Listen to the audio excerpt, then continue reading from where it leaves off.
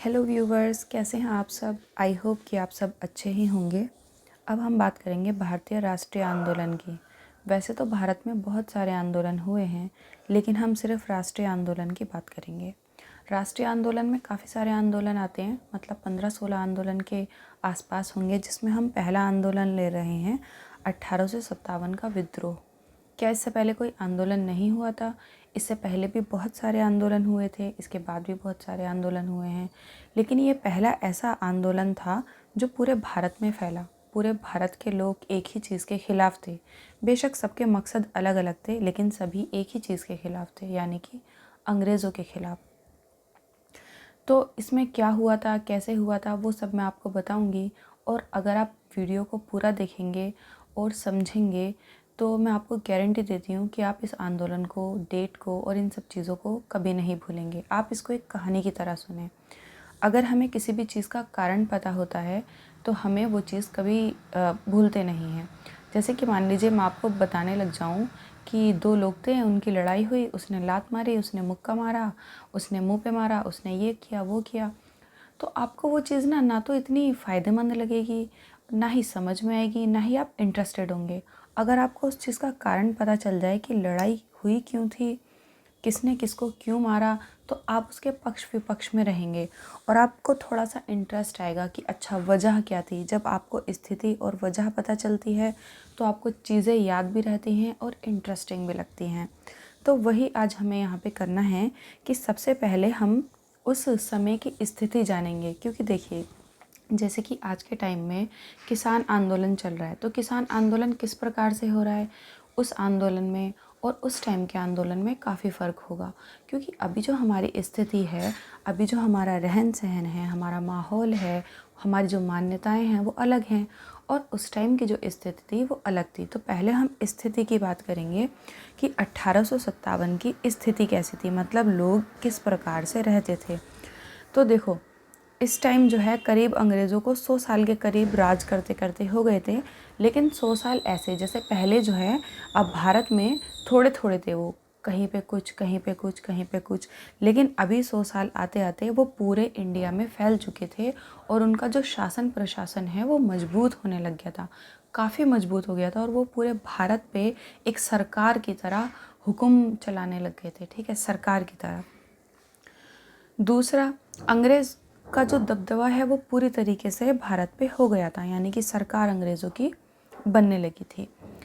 लोगों की स्थिति कैसी थी? लोग उस टाइम बहुत ही ज़्यादा गरीब थे, इतने गरीब थे कि भूख से मर जाया करते थे, भूखमरी बहुत ज़्यादा थी, अनपढ़ थे। ठीक है, पढ़ने लिखने का कोई इतना ज़्यादा कॉन्सेप्ट नहीं था। जो मालदार लोग हुआ करते थे, राजा महाराजा, उनके बच्चे, मंत्री, ये सब, वो सब ही पढ़ा करते थे। रूढ़िवादी लोग थे। रूढ़िवादी यानी कि पुरानी परंपराओं में और पुरानी बातों में विश्वास ज़्यादा किया करते थे, चाहे वो ठीक हो चाहे वो ठीक ना हो। और पुरानी और दकियानूसी परंपराओं को भी मानते थे। मतलब बहुत सारी परंपराएं अच्छी होती हैं और बहुत सारी बेकार भी होती हैं, उनको भी मानते थे। जैसे अभी सती प्रथा, बाल विवाह, विधवा पुनर्विवाह, ये सब चीज़ें होने लगी हैं और कुछ चीज़ें बैन हो गई हैं। जैसे सती प्रथा बिल्कुल बैन हो चुकी है और बच्चों की शादी करा देते हैं, बाल विवाह वो बैन हो चुका है। तो उस टाइम ये सारी चीज़ें ट्रेंड में थी, मतलब उस टाइम लोग इन सब चीज़ों को मानते थे। और किस्मत को दोष देना, यानी कि अंग्रेज़ों को दोष नहीं देते थे कि वो हमसे लगान वसूल रहे हैं, इस वजह से ये सब हो रहा है। वो सोचते थे कि वो जो भी कर रहे हैं ना, ये सब इसका हिस्सा है, मतलब ये जो शासन प्रशासन चल रहा है उसका हिस्सा है। जैसे आज के टाइम में भी बहुत सारे लोग सरकार को दोष नहीं देते हैं। ठीक है, बहुत सारे तो ऐसे हैं जो अपनी पर्सनल चीज़ों को भी सरकार के लिए ही दोष देते हैं। लेकिन आप इस चीज़ को समझो कि हमारी लाइफ में काफ़ी कुछ ऐसा हो रहा है जिसकी रिस्पॉन्सिबल सरकार होती है, लेकिन हम सोचते हैं कि नहीं, हमारी वजह से हो रहा है। ऐसा ही उस टाइम भी था। लोग समझ नहीं पाते थे कि उनकी लाइफ जो इतनी घटिया चल रही है वो अंग्रेज़ों के शासन प्रशासन की गलत नीतियों की वजह से चल रही है। उनको खेती, उनसे टैक्स पूरा वसूला जाता था, लेकिन उनको टैक्स लेके सरकार को क्या करना होता है? अगर सरकार टैक्स लेती है तो उस टैक्स की जगह उन्हें फैसिलिटी देगी ना, लेकिन टैक्स पूरा ले रही है और फैसिलिटी दे नहीं रही है। तो वो समझते नहीं थे इस चीज़ को। तो स्थिति कुछ ऐसी थी। अब हम समझते हैं कारण, कि विद्रोह के कारण क्या थे। यानी कि विद्रोह हुआ क्यों? तो सबके ना अलग अलग कारण थे। मतलब वैसे तो पूरा भारत इसमें शामिल था, लेकिन हर एक जगह के अपने खुद के कुछ कारण थे, सबके सेम कारण नहीं थे। पहले हम राजनीतिक कारण देखते हैं। राजनीतिक कारण,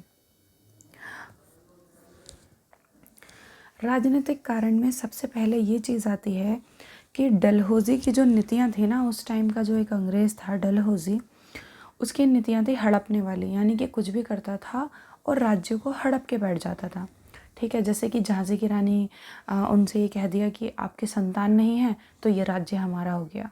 मतलब कुछ भी कहना है, राज्य को हड़प लेना है। और भारतीय शासकों का अपमान भी किया था। मतलब उनको कुछ भी, क्योंकि भारत में जो है शासकों को बहुत ऊपर माना जाता था। ठीक है, उनको बहुत ऊंचा दर्जा देते थे, चाहे वो मुस्लिम कम्युनिटी हो, हिंदू हो या फिर कोई दूसरी कम्युनिटी हो, वो सभी अपने शासकों को काफ़ी ऊंचा दर्जा दिया करते थे। लेकिन इन्होंने भारतीय शासकों का अपमान किया। तो ये हो गए राजनीतिक कारण। अगर हम आर्थिक कारण की बात करें कि आर्थिक कारण क्या थे, यानी कि घरेलू कारण, तो सबसे पहले कृषि प्रणाली। कृषि प्रणाली बहुत ही ज़्यादा ख़राब थी। जैसे कि सरकार बहुत सारा लगान, टैक्स ये सब वसूलती थी, उसकी जगह फैसिलिटी नहीं देती थी। और कृषि में वैसे भी अच्छे बीज नहीं थे, सिंचाई प्रणाली अच्छी नहीं थी, काफ़ी कुछ किसानों के पास नहीं था। हस्तशिल्प पूरे तरीके से ख़राब हो चुका था। देखो, भारत में जो भी चीज़ें बनाई जाती थी, जो रोज़गार था वो हाथ से था। जैसे कोई बैग बना रहा है, कोई टोकरियाँ बना रहा है, कोई मेज बना रहा है, कुर्सी बना रहा है, कुछ भी बना रहा है तो हाथ से बना रहा है। अब क्या करा, कपड़े भी बना रहा है तो हाथ से बुन रहा है। सरकार ने क्या किया, मतलब अंग्रेज़ों ने मशीन, यहाँ से कच्चा माल लेके जाते थे और वहाँ जाके मशीनों से कपड़ा बनवाते थे, जो कि सस्ता होता था, और फिर वापस लाके उसको इंडिया में आके ही बेचते थे।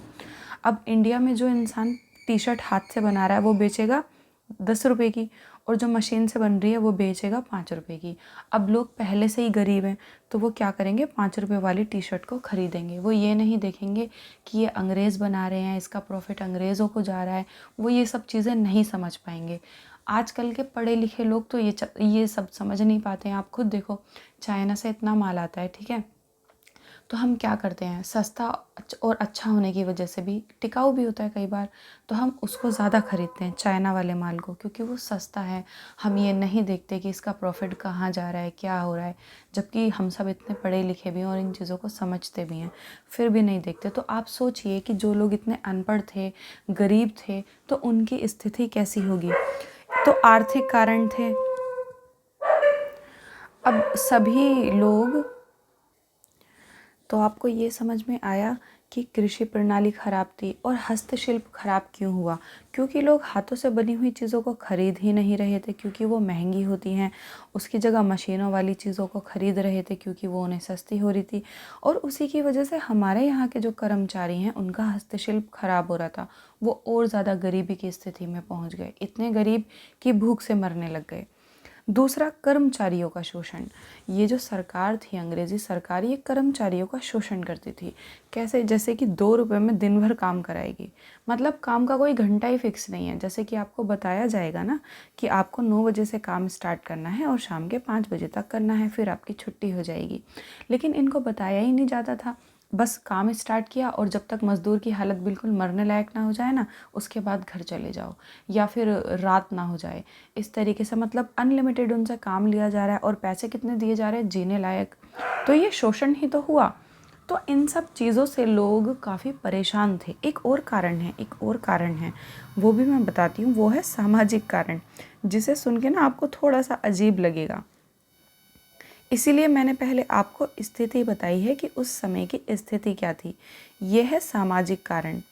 सामाजिक कारण क्या था कि अंग्रेज़ जो हैं वो थोड़े से डेवलप्ड थे पहले से, ठीक है, और उनका समाज हमारे समाज से काफ़ी अलग था। तो उन्होंने यहाँ पे देखा कि बाल विवाह हो रहा है, तो बाल विवाह पे प्रतिबंध लगाना शुरू कर दिया, जिसमें कि यहाँ के भी काफ़ी लोग शामिल थे, जैसे कि राजा यहाँ के भी काफ़ी सारे लोग जो हैं वो उसमें शामिल थे उनके साथ, ताकि विधवा पुनर्विवाह शुरू हो सके, बाल विवाह पे प्रतिबंध लगाया जाए, सती प्रथा को ख़त्म किया जाए, सती प्रथा नहीं होनी चाहिए। ऐसी बहुत सारी समाज की कुरीतियाँ थी, ऐसी बहुत सारे समाज में मतलब बेकार चीज़ें थी जिन्हें वो निकालना चाहते थे, लेकिन लोग नहीं निकालना चाहते थे क्योंकि वो समाज इस टाइप का था। लोग उनको अपनी परंपरा मानते थे। जैसे कि आज आपको कोई अचानक से आके कहने लगे कि पूजा करना बंद कर दो, ठीक है, अचानक से बोलने लगे, तो आपको कितना बुरा लगेगा, लगेगा या नहीं? क्योंकि वो आपकी परंपरा है, आपकी प्रथा है, आप मानते हो तो बुरा लगेगा। तो वैसे ही वो उन चीज़ों को जिसे वो सालों से अपनाते आ रहे हैं और कोई अचानक से आके मना करने लगे तो उनको बुरा लगेगा। वो सही गलत नहीं होगा, लेकिन बुरा बहुत लगेगा। हालांकि हम देखते हैं कि बाल विवाह करना अच्छा नहीं है, ठीक है, तो उस पर प्रतिबंध लगना चाहिए, लेकिन उस टाइम बाल विवाह ही होते थे तो लोगों के लिए वो बहुत गलत था। तो अंग्रेज़ों ने इस पर प्रतिबंध लगाया, तो लोगों ने इसे किस तरीके से लिया कि ये तो हमारे धर्म में, हमारे निजी लाइफ में भी अभी इंटरफेयर कर रहे हैं। सती प्रथा पे उन्होंने बैन लगा दिया, तो उन्हें लगा ये तो हमारे निजी लाइफ में इंटरफेयर कर रहे हैं, हमारे धर्म में इंटरफेयर कर रहे हैं। विधवा पुनर्विवाह को मान्यता दे दी कि अगर कोई विधवा हो जाती है तो दोबारा विवाह कर सकती है। और सबसे ज़्यादा उन्होंने ना ईसाईयत को बढ़ावा दिया, मतलब ईसाईयत वाले स्कूल खोले और सब जगह ईसाई मिशनरियों को भेजा जो लोगों को ना समझाती थी कि आपको ईसाई बन जाना चाहिए। तो जब लोगों और कुछ सामाजिक सुधार भी किए, सामाजिक सुधार जैसे ये बाल विवाह, ये सब हैं तो कहने के लिए सामाजिक सुधार, लेकिन लोगों ने इनको किस तरीके से लिया कि ये हमारे धर्म में हस्तक्षेप कर रहे हैं, क्योंकि वो ईसाईयत को बढ़ावा भी तो दे रहे थे।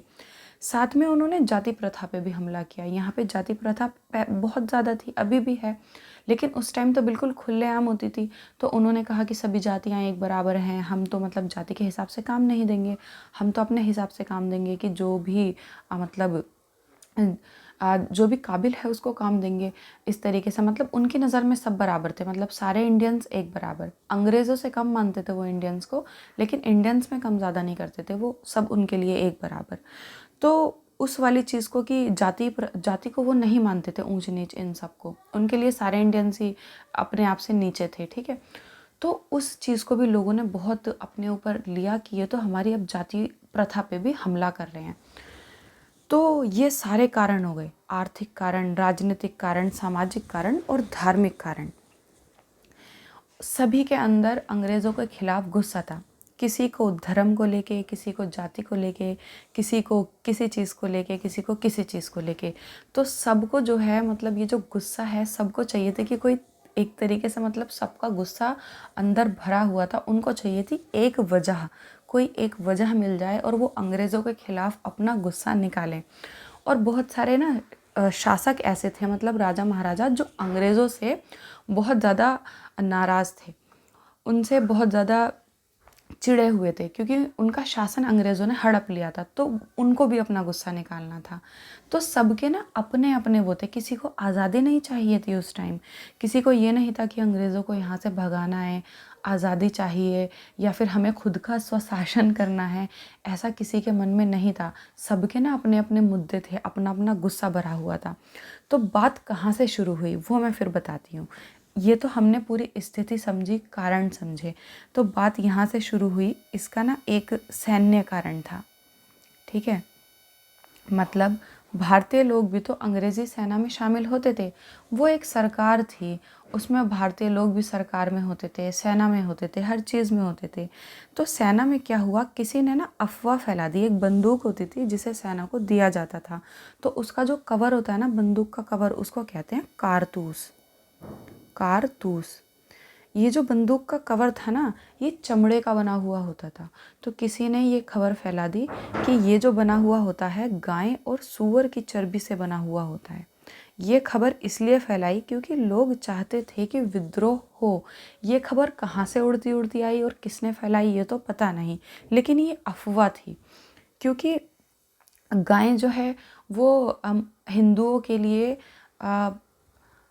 मतलब गाय के लिए हिंदू जो है काफ़ी आस्था रखते हैं और उसको काफ़ी अच्छा मानते हैं, ठीक है।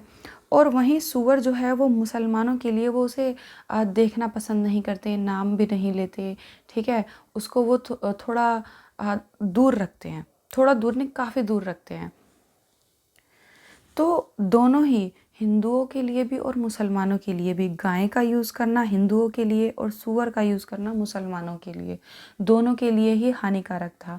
तो अफवाह इस तरीके से फैली कि जो सैनिक थे, जो हिंदू सैनिक थे वो गाय के नाम पे भड़क गए, और जो मुसलमान सैनिक थे वो सूअर के नाम पे भड़क गए।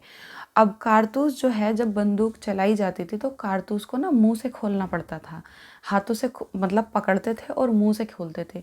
तो हिंदू जो हैं वो गाय के चमड़े से हाथ नहीं लगाएंगे, और मुसलमान जो है वो सूअर के चमड़े से मुंह नहीं लगाएंगे, हाथ नहीं लगाएंगे।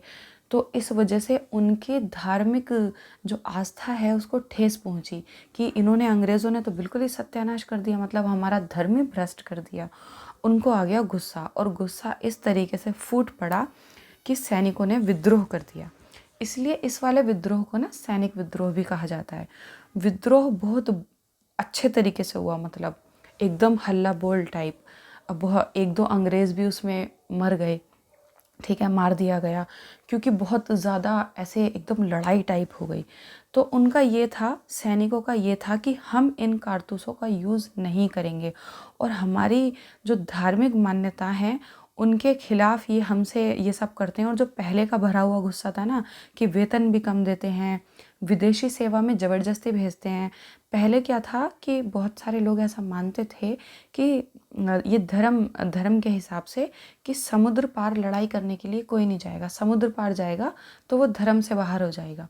तो वो समुद्र पार भेज दिया करते थे। तो वो भी उनके धर्म की मान्यताओं के खिलाफ था। उन्हें लगा ये तो बढ़ते ही जा रहे हैं, बढ़ते ही जा रहे हैं। उन्होंने विद्रोह कर दिया। विद्रोह शुरू हुआ 10 मई 1857 को, 10 मई 1857, और ये शुरू हुआ मेरठ से। और फिर क्या, मेरठ से दिल्ली, दिल्ली से कानपुर, कानपुर से झांसी, झांसी से अवध, ऐसे करते करते पूरे भारत में लगभग ये फैल गया। ठीक है, दिल्ली में बहादुर शाह जफ़र, कानपुर में नाना साहेब, झांसी में रानी लक्ष्मीबाई, और अवध में बेगम हज़रत महल। ये पहले से ही अंग्रेज़ों से परेशान थे, तो ये भी विद्रोह में शामिल हो गए। जैसे पूरे झांसी का जो नेता बना हुआ था कि क्या करना है, कैसे करना है, रानी लक्ष्मीबाई संभाल रही थी। दिल्ली में बहादुर शाह जफ़र संभाल रहे थे, अवध में बेगम हज़रत महल, कानपुर में नाना साहेब, ऐसे मतलब सब संभाल रहे थे। लेकिन बहुत सारे राजा महाराजा और बहुत सारे ऐसे लोग जिन्हें अंग्रेज़ों से फ़ायदा था, मतलब ऐसे भी राजा महाराजा थे ना जो राजा महाराजा बनना चाहते थे, तो उन्हें अंग्रेज़ों ने बनवाया कि आप हमारे अंडर काम करेंगे, तो वो अंग्रेज़ों के ही साथ थे। और बहुत सारे ज़मींदार जिनको लगान वसूली करते थे, जो लगान वसूली करते थे अंग्रेज़ों के लिए, तो उनको पैसे मिलते थे लगान वसूली करने के, तो उन्होंने भी साथ नहीं दिया। तो बहुत सारे राजा महाराजा और बहुत सारे लोग ऐसे थे जो साथ नहीं थे इस विद्रोह में, उन्होंने अंग्रेज़ों का साथ दिया।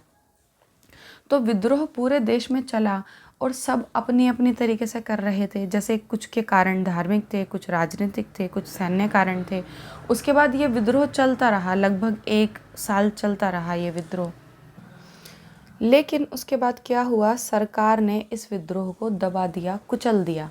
ठीक है, मतलब जहाँ पे भी विद्रोह होता अंग्रेज़ों को भेज देती, सैनिकों को भेज देती। वो जो सेना होती थी उसमें हिंदू, मुसलमान, भारतीय और ब्रिटेन के सभी शामिल होते थे, लेकिन सरकार जो कहती थी उन्हें करना पड़ता था। मतलब भारतीय लोग भारतीय लोगों को ही मारते थे।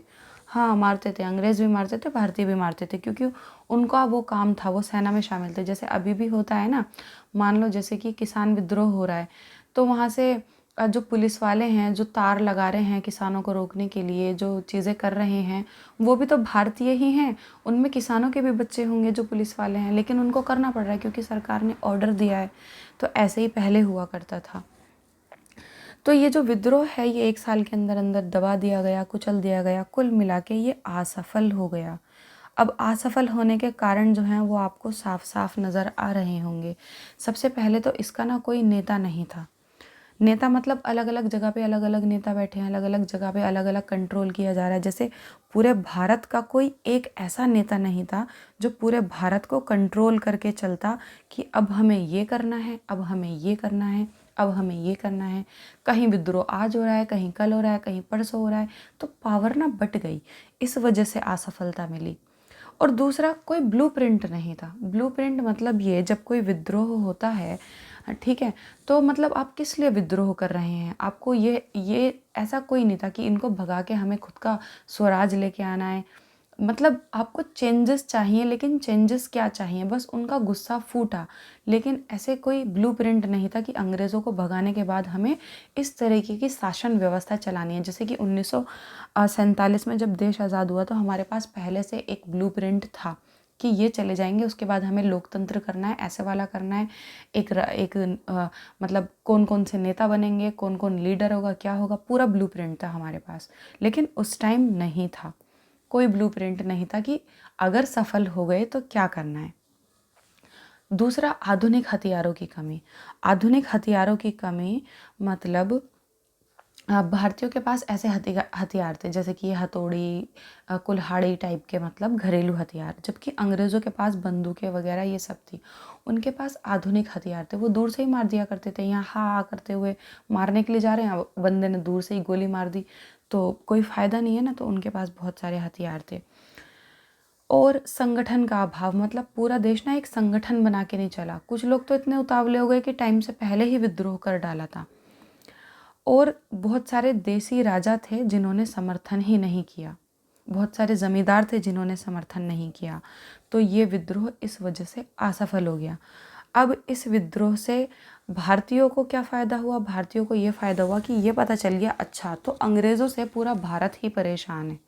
कुल मिला के सभी परेशान हैं, बहुत सारे राजा परेशान हैं और जनता भी परेशान है, और कुल मिला के सभी इनको भगाना चाहते हैं। और हम सब में एक भावना तो है, क्योंकि देखो उस टाइम भारत ना ऐसे बटा हुआ था, यहाँ किसी और का शासन, यहाँ किसी और का शासन, यहाँ किसी और का शासन। पता है, एक गांव से दूसरे गांव में जाने वाले व्यक्ति को ना विदेशी माना जाता था। अभी भी ना आप किसी देहात गांव में जाओगे ना, बहुत पुराने या देहात गांव में, तो वहाँ अभी भी शहर से आने वाले लोगों को ना विदेशी कहा जाता है। मतलब जिसका थोड़ा सा कल्चर अलग हो गया, थोड़ी सी परंपरा अलग हो गई, तो वो विदेशी हो गया। अभी तो दूसरी कंट्री से आएगा तो विदेशी है, पहले थोड़ा सा कल्चर अलग हो गया तो विदेशी कहा जाता था।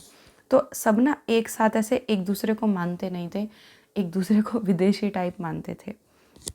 तो क्या हुआ, पता चला कि हम सब तो एक हैं, हम सब की प्रॉब्लम्स एक हैं, और हम सब की जो हिस्ट्री है वो एक है। तो कुल मिला के राष्ट्रवाद का पता चला कि हम सब एक राष्ट्र हैं, हम सब एक देश हैं, एक राष्ट्र हैं। तो राष्ट्रीय आंदोलन की नींव डली कि हम सबको क्या चाहिए, स्वतंत्रता चाहिए, हम सब में एकता है, हम सबको स्वतंत्रता चाहिए। इन सब चीज़ों की प्रेरणा मिली। और ये पता चला कि ये जो अंग्रेज़ हैं इनको भगाया जा सकता है, ये अजय नहीं है, मतलब इनको हराया जा सकता है। ये सब चीज़ें पता चली। तो उसके बाद हिम्मत आ गई ना बार बार विद्रोह करने की। इससे इंग्लैंड को क्या सीख मिली, मतलब ब्रिटेन को क्या सीख मिली? वहाँ उनको ये सीख मिली कि उनको लगा, अरे पानी तो अब सर के ऊपर चला गया है। अब भारतीय लोग सीख गए हैं कि विद्रोह करना है, इनको समझ में आने लग गया है कि हम इनके साथ गलत कर रहे हैं।